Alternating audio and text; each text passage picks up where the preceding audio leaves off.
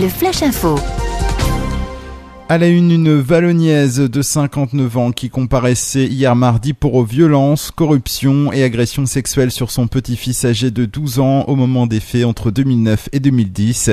Cette femme a été entendue au tribunal correctionnel de Cherbourg pendant 5 heures lors d'une audience publique, le huis clos ayant été rejeté.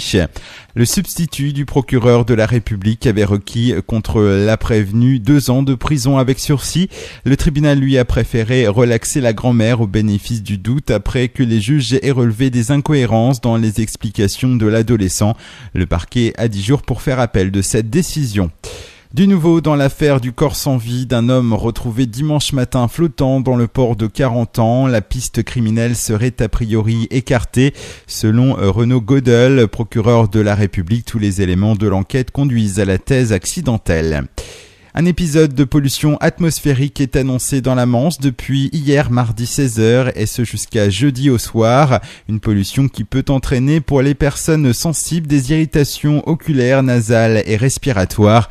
La préfète invite à réduire les vitesses de tous les véhicules, à pratiquer le covoiturage et à utiliser les transports en commun. Pour ses 40 ans, la compagnie maritime irlandaise Irish Ferries lance une nouvelle ligne régulière entre Cherbourg et Dublin.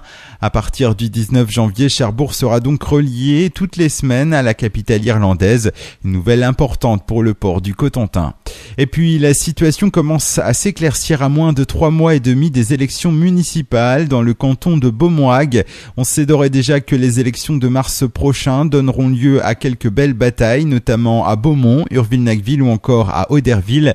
Par ailleurs, un tiers des maires ne se représentent pas.